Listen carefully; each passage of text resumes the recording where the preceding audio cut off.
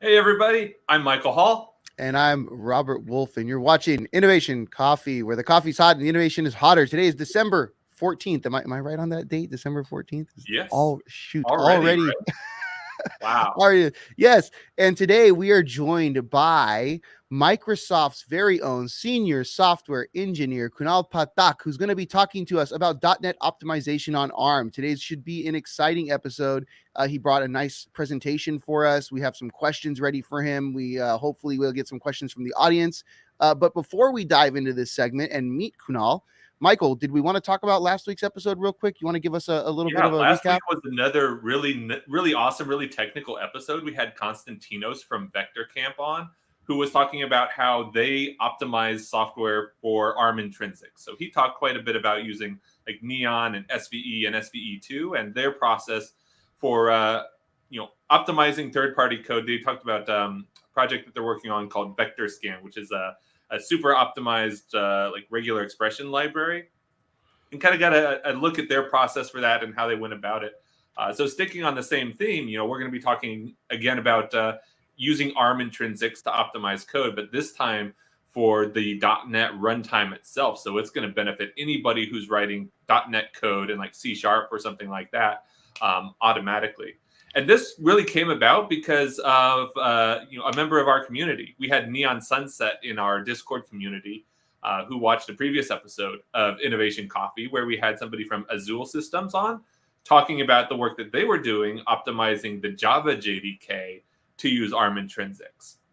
And he liked that episode so much, but he wanted to know about the work being done on C# and .NET as well. So he actually opened a forums request on Microsoft's GitHub forums asking for a guest to come on. And Kunal graciously took up that invitation and has agreed to come on. So I'm really looking forward to this episode. It's going to be a really good one. I'm certainly going to learn a lot here.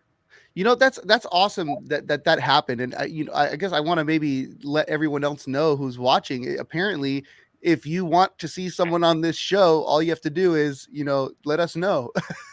That's it. Yeah, I mean, Robert, you and I, we go and we reach out to guests, but anybody in the community can say, "Hey, you should talk to this person, or you should talk to this project. I'd really like to learn more about that." Very cool. Yeah, and having those connections, like Sunset Neon was already in the Microsoft community there, so he was able to. He knew where to go to find somebody to come be on Innovation Coffee. So that's just awesome.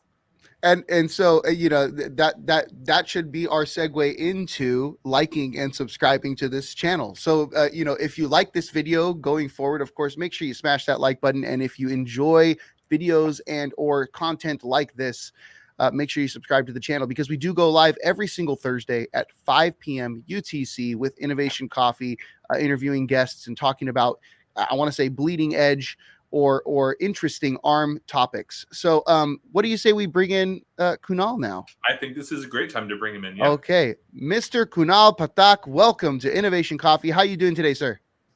I'm good, thank you. Thanks for Excellent. inviting me. Of course. No, I mean, I love to hear the story about how we ended up getting you on this show to begin with. So that's really cool. Let's start off with, who are you and what do you do? We want to hear the origin story of Kunal Pathak, and how'd you end up at Microsoft, and what do you do at Microsoft? Yeah, so it's been almost 14 years I've been in Microsoft, and since my college days, I was fascinated with this compiler space, just because it's at the lowest in the tech stack. Everything is built up based on the compilers. So I was in various compilers team. Previously, I was in Microsoft Edge, like previously known as Internet Explorer, the JavaScript engine, and there I was like 4 5 years, and then from past 4 years I've been in .NET runtime team, especially in the code gen. So all the backend stuff of emitting the code, register allocation, and lately I've been doing a lot of ARM investigation and optimizations. So That's awesome. So Michael, I know that, or Kunal, I know that you have a slide presentation for us, as in you have a deck that you want to share. Did Michael, did you have any questions you wanted to ask or get in here before we go into this presentation? I want to let Kunal have a chance to go through the presentation first, because he might already be answering some of the questions that I had. But Okay. anybody who's watching, you can drop questions at any time into the YouTube chat. and we will collect those. And at the end of the presentation, we'll ask Kunal your questions as well. Now, one thing I would ask Kunal, could you just kind of give a little buffer? Like, what are you going to be going over in this deck? Is it just .NET and how it applies to ARM, or maybe just give kind of a little synopsis real quick about the deck before we dive in? Right. So I'd just like to mention about like our journey of supporting ARM platform, like what all we did in past like 4 5 years of us working closely with ARM engineers, and what all optimizations we found, what all challenges we found, what areas we are focusing on, what is our mission, and things like that. Excellent. All right. So I think then without further ado, let's pull in your presentation here. Michael and I are going to step into the green room while you present, Kunal. And if anything comes up, we'll pop back in and get going. And yeah, as Michael said, if you have any questions while Kunal is presenting, please feel free to post those into the YouTube chat and we'll get to them right after the presentation. So thank you, Kunal. We'll talk to you soon. Okay. Thank you. All righty. So yeah, so in today's slide deck, I will be talking about all the improvements we have been doing on ARM64 platform. Just I think I briefly touch base on about myself. I started in Microsoft in 2009. Love the compiler domain. It has like very nice challenges and problem space to explore. I've been part of .NET runtime team since 2020 when the pandemic hit, and previously I was part of like JavaScript engine, and there we built a great project of using our JavaScript engine in the Node.js instead of V8. So it was very ambitious project. There are some of my like Twitter handle and my blog post if you are interested to see those. So today I'm going to cover the like the history of like where we started with ARM in .NET. What are the goals that we are trying to achieve? The scenarios that we are trying to optimize for ARM platforms. What all the some of the examples of the optimizations that we have did. Some of the future work that we have in plan, and the challenges that we have faced in that journey. So if we see the history of the ARM and .NET, back like 6 7 years back when .NET 2.0 was released, we had a initial ARM32 support, and at that time we had a legacy JIT engine, and after a few months, like in 2017, we ported that the support to the new engine that we rewrote called RioJIT. In 2.1, like we have our first ARM64 preview available in the new RioJIT engine. In .NET 3.0, we had a official Linux ARM64 support uh, that we shipped. Fast forward to .NET 5, we had Windows ARM64 support, and that's when like I joined the team starting .NET 5. So I was like mainly doing some of these investigations on porting these things and optimizing for ARM64. In .NET 7, then once we had the function parity with the XR like x64 and AMD 64, we wanted to take it a step further and add some advanced optimizations like LSE atomics, some thread pool scaling that we noticed. In .NET 8, we added a support in a register allocation for allocating the consecutive registers. We added some advanced instructions like conditional selection and conditional comparison. So we are making like a steady progress in the whatever features ARM platform offers.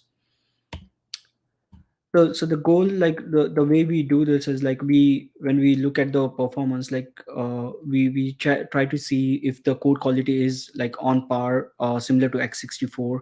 Are there any missing optimizations that are on x64 but not on ARM64, and we go in that direction.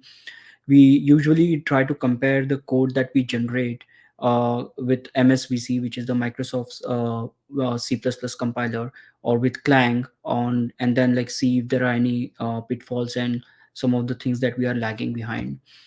And the scenarios that we focus on are on both for the server side as well as the client side. So we want to make sure that the .NET, if somebody is using .NET on both of these platforms, they are getting the 100% like optimizations that we can offer. So as I was mentioning, like on the server side, we have several of our internal partners who want to port their code on the ARM64 offering that Azure has. So we are working close with them to see how the performance of their apps is, and what like what are the challenges that they are facing, and try to address them.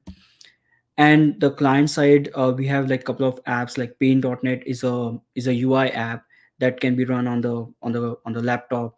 And the laptops, they have like ARM chips. We want to make sure that their startup performance is great. So we work like paint.net is one of our scenario. Roslyn is another example, which is like a C sharp compiler written in .NET. And we try to see like are they like doing on par on ARM64 as well, as similar to x64.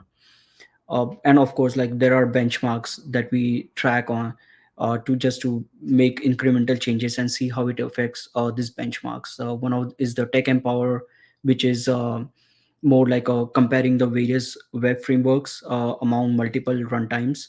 And the benchmark games is like similar to the typical C++ like spec-int style of benchmarks, which are like compute heavy benchmarks.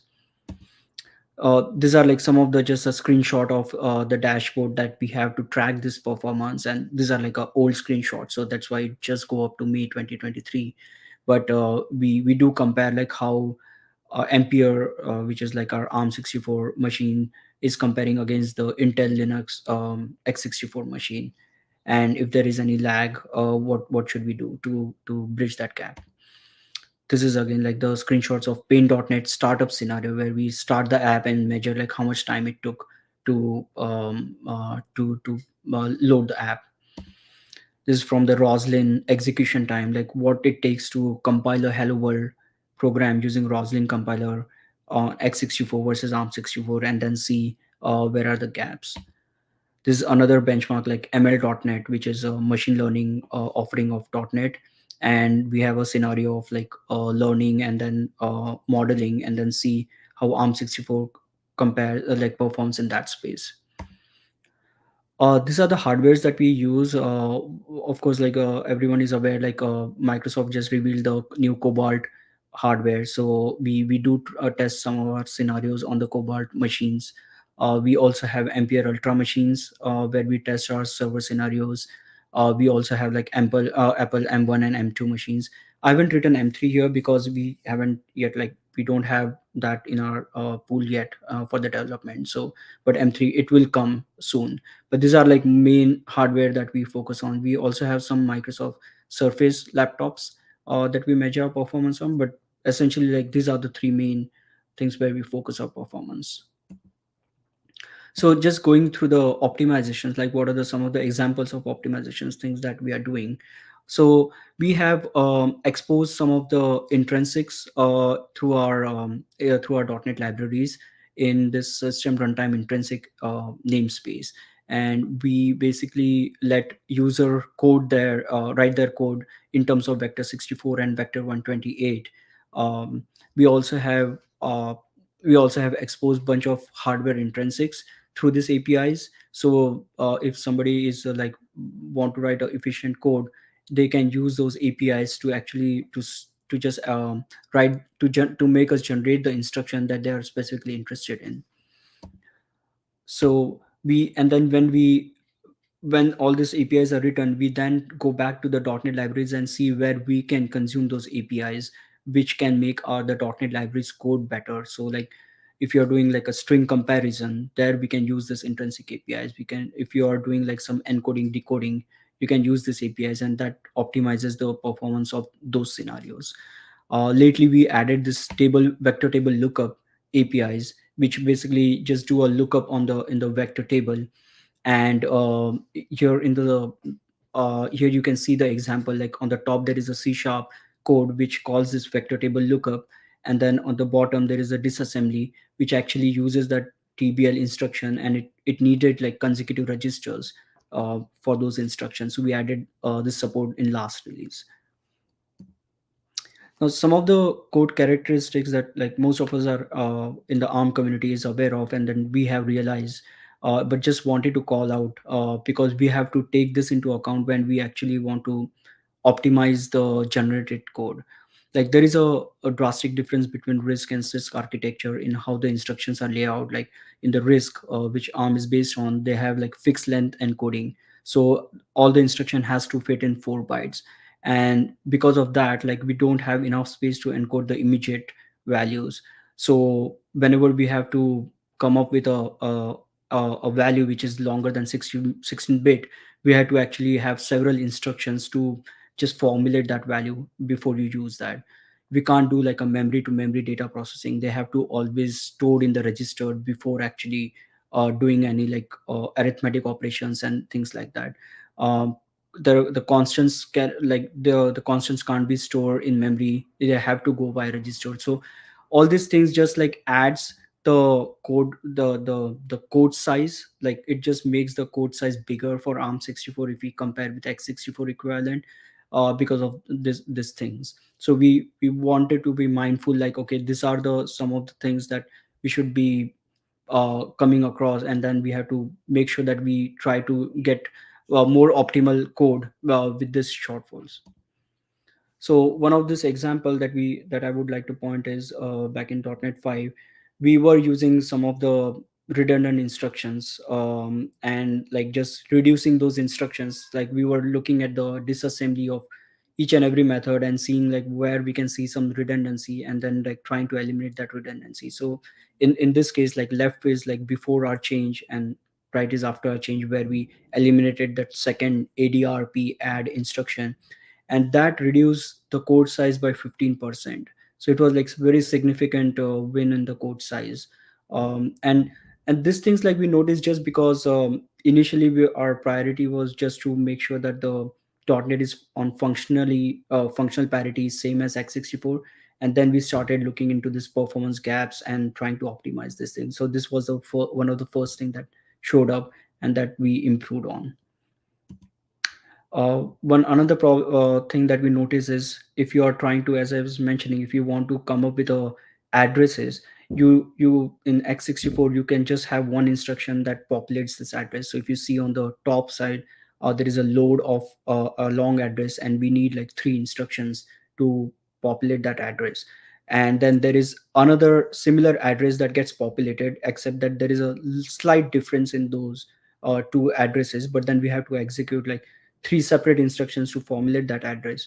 We thought like, why can't we like do a CSE, which is like common sub expression elimination, where you just store a constant, and then in the when you want to have a similar constant in the second instance, you just like formulate that constant. So here if you see in the after case, we still load the second constant, but we just do it by reusing the first constant that we created.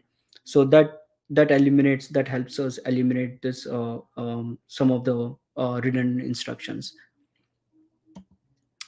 We also try to do some inline heuristic tuning. So currently the Ryujit's inliner was or it is actually it's using the x86 code estimate. So basically it says that okay, if I want to expand this or inline this method, this is the code size that I would get with x86. Does it make sense to inline this method? But we want to like make sure that we tune this heuristic based on ARM 64, because they have like different code characteristics, as I was showing in the previous slide.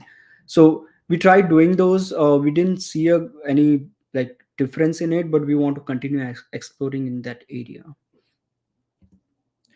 Some of the other like people optimizations that we noticed, like the opportunities for those people optimizations was like, we have this kind of code where you're moving a value from x0 to x24 register, and then in the very next instruction you are moving it back to x0. And there were like several places that we were using. Like if you see in this GitHub issue screenshot, there were like 27,000 patterns that we saw this kind of things. So we try to like eliminate those and do the people optimizations to not have those redundancy. Here also, like you see this another example of people where you're trying to load a value from a memory into register. Like first you're trying to load into x2, and then the after 8 bytes you want to register that in the x3. But there is a nice instruction in ARM which loads the pair of registers from the consecutive memory. So by just like uh, eliminating that one extra instruction, there were like 28,000 of those such instruction in our code base. So eliminating those would definitely like helped a lot. This is just like a screenshot of like what I wanted to like highlight, like the importance of this people optimizations. We have an internal tool which we basically, whenever we make any JIT changes, we actually just see we have a whole cache of like 1 million methods, and whenever we make any JIT change, we run the JIT on all those 1 million methods and see which all methods change, and then we present that report out. So in this case, if you see, like there are 520,000 bytes that got changed, or that got reduced just because of like this optimization. So that way we know like how much impact, or are we making any improvements, or are we introducing any regressions by our changes. So this is our way to like test out every each change, and see like how many of those million methods are getting affected because of that, and how much code size we are trying to reduce or removing. In back in .NET 7, we also found out one of the challenge with the thread pool contention is, earlier like we were just testing this on like limited number of cores, like 32 cores or at max 64 cores. But Ampere was the first machine which was like we were testing this .NET on 80 cores, and that actually showed up surface some of the problems with the scaling, and that we caught out. So if you see in the graph, this is from the Tech Empower JSON benchmark. The y-axis is the RPS, which is higher the better. In .NET 6, with Ampere 80 cores, like the orange line, you see the performance of the 80 cores was worse than the performance on 28 cores. So we fixed that problem, and in .NET 7 you see like that line, the orange line goes up.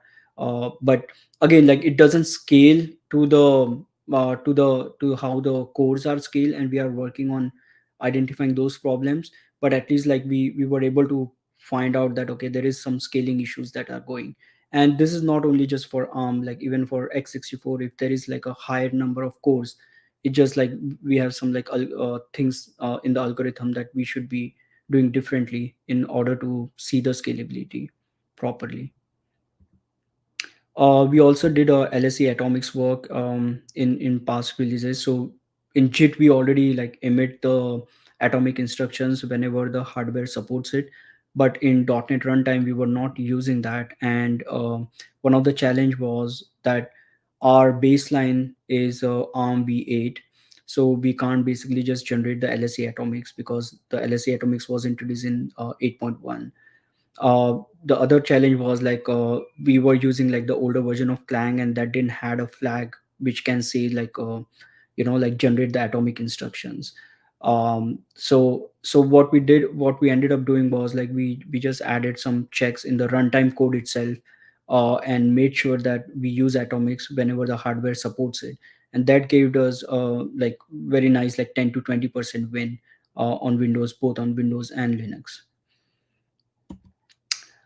We did added like conditional instructions, which is like you don't need like a branches, it just eliminates all the branches, and you can just use those conditional instructions um, with whenever applicable. So let me give an example here.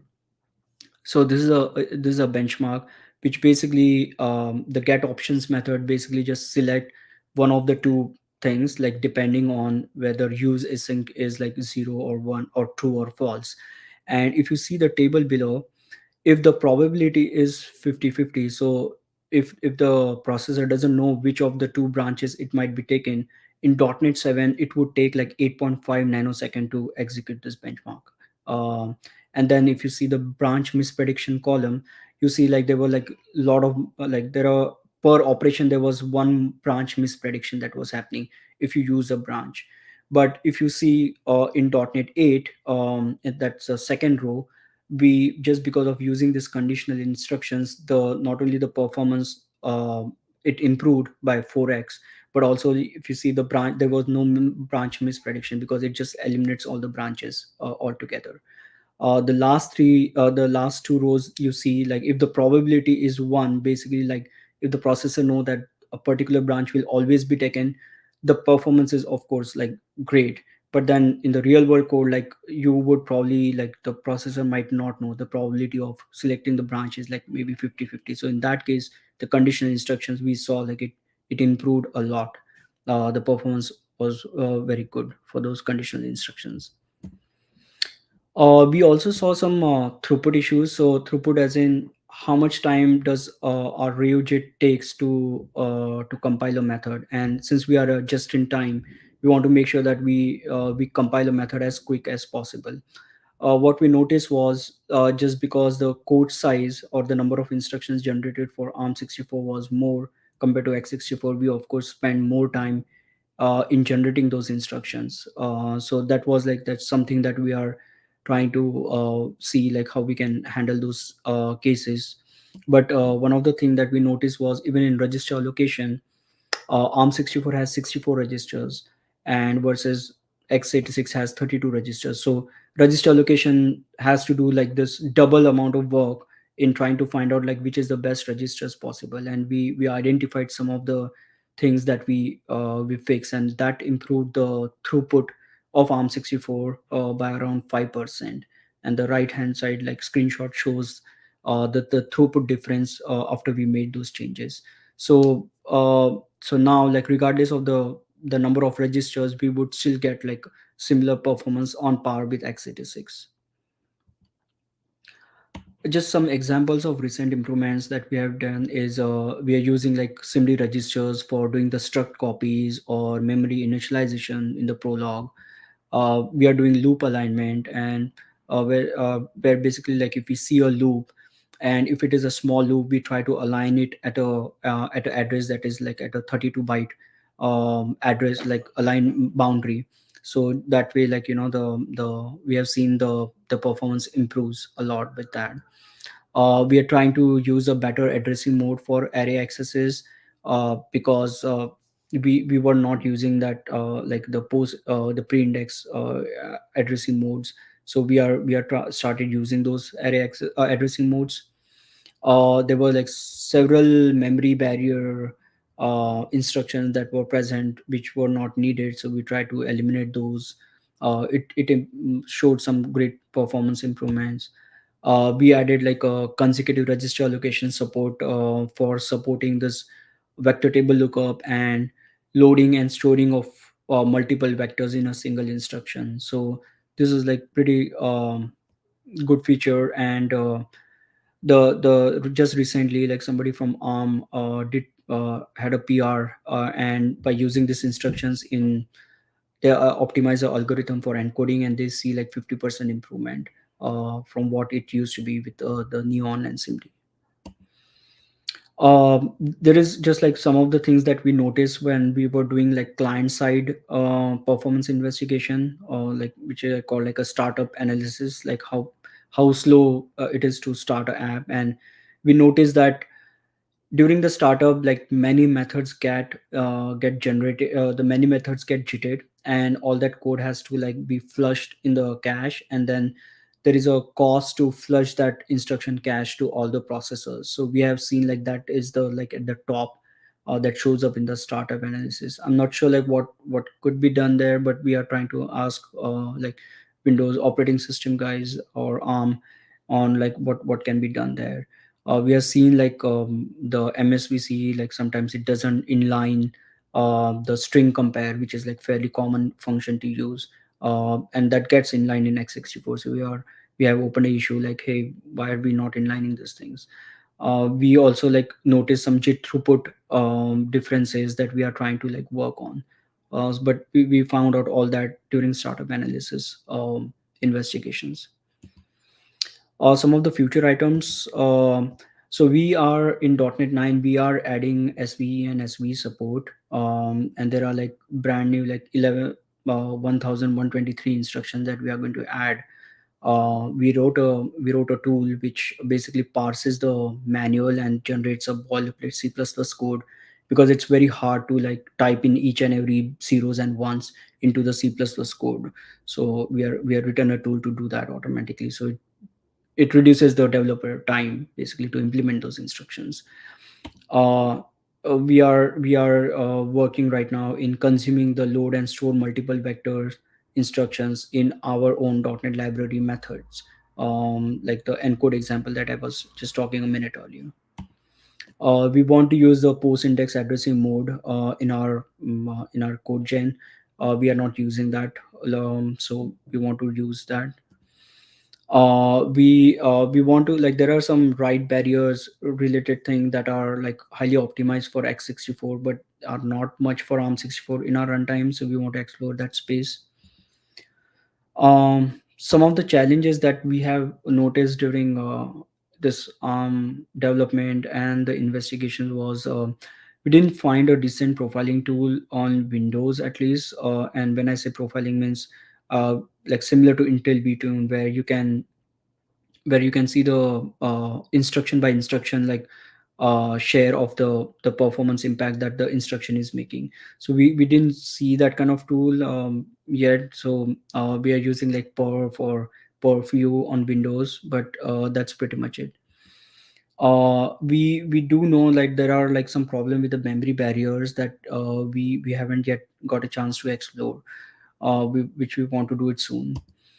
We haven't even touched like what is the performance of GC on this ARM64. So that's like whole another territory that we are trying to explore here.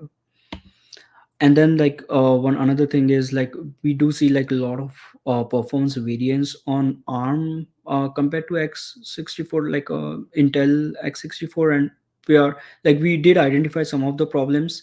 Like if you see in this graph, the orange or whatever, the red line is like fairly stable, but the gray line is like it shows a lot of variance in one of our like server scenarios. So we are trying to find out like why that is the case, so that we know that if we are measuring something, those are really reliable numbers. And yeah, these are like some of the references of the blog posts that we published in the past, if you want to know more about any of these things that I spoke about.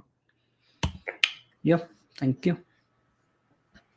Wow, what a presentation there, Kunal. That was awesome. I Yeah, mean, that was really great. I And we think you will put links to those blog posts in the video description. So anybody who wants to go and read those, as soon as we get this episode wrapped and get that published, we'll put those in there for you to click on. yeah, hopefully Gabe gets back from his holiday as soon as possible. Yeah, so we do have one comment in the chat here that I wanted to bring up. This is from Neon Sunset. In fact, the guy who helped us, or the person who helped us get this whole thing set up. Small note on constructing constant addresses. Fixed length decoding drastically simplifies CPU decoder and allows to spend the budget elsewhere, like making the moves Mhm. like above free. Yes. Yeah. So just wanted to bring that up there, and good comment from Neon Sunset. Yeah. Now Shout out again to Neon Sunset. Thank you for helping us make this connection and get Kunal on. yeah. So let's go straight with your questions then, Michael, because I know you have like 4 or 5 questions here. We can just get those knocked out. So some of them were already answered. So thank you, Kunal, for that. That was perfect. But you did, in a couple of slides, you mentioned like you found 27,000 or 28,000 instances where you can apply a specific optimization. What was your process for finding these locations in your code base where you can put in these intrinsics and get those performance improvements? So right, so the 27,000 that you're mentioning, so that was for peephole optimization. And what we ended up doing is like we take all the .NET libraries method and JIT them and dump the disassembly in a file, and then just use a regex to find how many of those in the text file, how many of these patterns occur. So we wrote a tool to find those patterns, and that's how we found an example of those patterns. Talking about the intrinsic, we the way we are doing the approach that we are taking is we have already intrinsified several of our .NET libraries using x86 intrinsics, and we are just going into that places and optimizing those code with ARM64 intrinsics. But of course there are a lot of other places where we can use ARM64 intrinsics. It's just like we haven't like just explored all the possible avenues. For example, even in the, not just in the managed level, but even in the C++ .NET runtime, we could use like a SIMD vectors for doing our internal like algorithms. But Mhm. yeah, it's just like matter of time, I guess. Okay, so a combination of profiling your code to see where the same thing keeps popping up, and also looking to see where you've already done that for Intel intrinsics, and just Yes. finding the equivalent way to do that on. Okay, awesome. I had one here. You mentioned the Microsoft Cobalt. This is the Cobalt 100 that was announced this year. Yes. Very, very exciting. I want to say very freaking exciting. So I'm curious. To my knowledge, these aren't available to the public yet, Not yet, not yet. but you've already been using them. Yeah, so they are like in pretty much like in the developers hand right now, like internal, and we are still trying to test it like a smoke test and whatnot. And I'm hoping like maybe next year they will be available in the Azure offering. So right now Azure offering just does the Ampere Ultra, Yeah, and this will be one of the next one that will be offered. very cool. I mean, please feel free not to answer this, but I mean, are you having fun with it yet? Like, are Oh you? yeah. Yeah. Okay. Cool. Oh All right. yeah, yeah. They are. Yeah, I mean, more cores, more fun, right? But Yes. that also uncovers some of the other like scalability issues that we are in, that we are discovering. So that's good. Very cool. Very cool. All right. Sorry, So Mike. I just wanted to ha- toss that has in there. has the launch of these processors changed your priorities or your focus any? Like, do they have specific intrinsics implementations that maybe some of the others that you were focusing on don't, and now that's more of a priority for you? Yes, so I think that's a good question. Cobalt has it's based on I believe ARM v9, and which has SV and SV2 support. So that actually helped us prioritize this SV work, and it's a huge amount of work, right? Like you think about implementing 1,000 instructions and then exposing those instructions to the .NET API surface, and then optimizing those. It's a like multi-year effort that we have started in this year. So we are closely working with. Two or three ARM engineers like Alan Hayward, Swapnil from Cambridge. Like they both are like I think they are London based or Cambridge based, and they are helping us to implement this SV support. So been working with them like from past 1 or 2 years maybe now. Wow. Very cool. Yeah. Very, very cool. Yeah. Outside of Microsoft and ARM, is anybody else contributing to this kind of work that's happening inside of .NET? I mean, like for ARM specifically, mostly it's ARM engineers, so those are like external contributors. But there are like for general .NET code gen, there are like a lot of contributors. There is like there is a person like they their contribution is so much that it's hard to catch up on the code reviews. So we get like a lot of external contributions. Love external contributions like that, right? Yes. Where people are just they're committed, they're passionate about improving what you're working on. That's always nice to see. Right. And they not only just contribute in the code, but also on the tooling space and, just make life easier for the developers. So it's great to see that. Yeah, those are gold. You got to keep those people. Yes. Yes. So, how would you personally? How would you compare working with ARM intrinsics versus x86 intrinsics? I mean, so I think like one of the thing that I realize is when I was actually using the ARM intrinsic in our like algorithm of compare and things like that. So we have a algorithm specifically designed for x86, the way x86 instructions are there. Mm-hmm. And while writing ARM64 equivalent, we try to mimic that algorithm. But I think like at most of the time, like the algorithm has to be twisted a little bit because it's just not the way ARM intrinsics are to be used. So I think like there is some learning gap. I think like we need to learn more on like how we can efficiently use this. And we time to time we do refer the optimization guide that you guys have on how to like do this common operations more efficiently. So I think there is like little bit like learning curve that needs on using this without referring to the x86 intrinsic equivalent of the algorithm.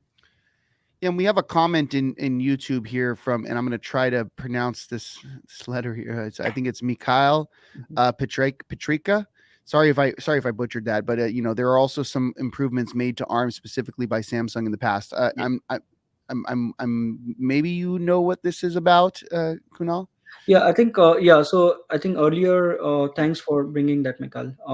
In back in when ARM32 was being developed, like in .NET 2.0 and 3.0, Samsung was the like major like contributor to this efforts, for doing this, and also like some of the improvements that Mikal is talking about. So because Awesome. they were having like this ARM chips, and they were like motivated to do this, like run .NET on their own hardwares. Okay, cool.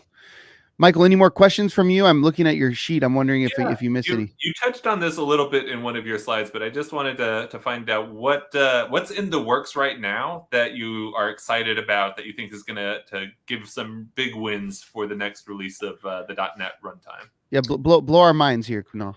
Right. I mean, one of the like I think the most priority wise, like from the management, is the SV work, and it's basically like, we all know, right? Like it's a new programming model, that people will write the code like with a vector length agnostic mode. So I'm really excited for that kind of work, and it's as I said, it's a multi-year efforts, but we are trying to at least make a simple for loop, like which we generate like using the SIMD vectors. We are trying to make it work with like generate SV intrinsic code, and then see the performance of it. So I think that's the main thing that you will see out of .NET 9 is some of the SV work. uh, Nice. So and it and I sounds like mean, yeah, an exciting time on Azure with the new Cobalt chips, these yes, .NET improvements, all the C# codes just going to run right, so much faster there. right. I just wanted to call out the SV work. Like I mean, usually like the timeline is like the MSVC, the Microsoft Visual C++ compiler, they implement certain things, and then after a couple of years we do implement. But this is the first time that both of us are doing this implementation together. So when the Microsoft C++ compiler is implementing SV right at this time, so we are like at least like on the same pace basically. Very nice. Very Very cool. nice. All right. Well, thank you, Kunal. The presentation was just, a fascinating walk through the work that you're doing. I really appreciate you coming on and answering my questions. I know I've learned a lot. Hopefully, everybody watching has also learned quite a bit and is excited for what's coming down the pipe. And Kunal, if we did come, if any of our audience or future people who are watching this on demand, if they came up with any questions, posted something in the comment, would you mind if we reached out to you and maybe tried to Oh get yeah, that answered? yeah, that's fine. Yeah. Okay, awesome. So, all right, there you go. You heard it. So if you do have any questions and you're watching this on demand, feel free to post something in the comments and we'll get those questions to Kunal as soon as we possibly can to get them answered for you. Why So, don't we put Kunal's LinkedIn down here too, so that people can go and find him on there and connect with him as well. there you go. Kunal's like, don't do that. Don't post my LinkedIn, please. Yeah, so there's Kunal's LinkedIn. And Kunal, if you don't mind, we do also usually ask for a shameless plug here from our guests. So if there's something that you want to just share to the audience, whether they're watching live or on demand later, this can be, something you've already talked about throughout the episode, or it can be a charity. I don't know, whatever you'd like to share.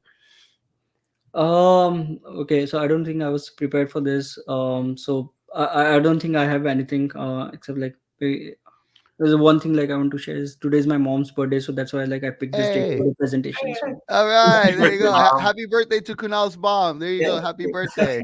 That's I'm awesome. sure she watches our Innovation Coffee, Oh every yeah, week. I did ask her to watch. Yeah. Just forward her to this part right here, and we'll all say happy birthday one more Yes. time. Yeah, happy birthday.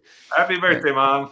Yeah, cool. All right, so then I'm going to close this out. Michael, you shared your screen. Did you want to share something here before we close out? Yeah, I wanted to give a shout out to something that ARM just announced. This is a collaboration that we're doing with NXP, Edge Impulse, and this company called Fruit Punch, where we're having a challenge to develop some AI solutions for tracking wild brown bears. So this is part of a wildlife conservation effort. Looks like a really cool, fun activity to get involved in. So we'll put the link down here at the bottom of the screen where you can find out more information about that. But yeah, go check this out. If you do any kind of AI ML on the edge and you want to be involved, that looks like a fun thing for you to do. Next one's got to be AI for bees because AI for bees. I've seen that. Like I've seen people using like machine learning stuff on the edge to track hive activity and stuff. So lots of cool stuff you can do there. Go to this web address here, that app.fruitpunch.ai/challenge/AI for bears, and check that out. Awesome. Thanks, Mike. I almost forgot about that one. Cool. All right. Well, then I'm going to close this out if you all don't mind, Kunal and Michael. Yep. Yeah. Go ahead. All right. So then thank you.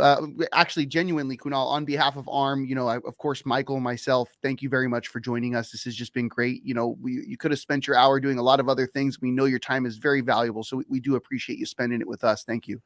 And to the community, everyone watching live or on demand, thank you so much as well for spending your time with us. We do appreciate you having us here. We are here every single week. We do go live every single week on Thursdays at 5 p.m. UTC. We bring in amazing people just like Kunal here from around the ARM ecosystem. All of the people here doing amazing work, with their technologies on ARM. So if you have a chance, check us out next Thursday. Michael, what do we have going on next Thursday?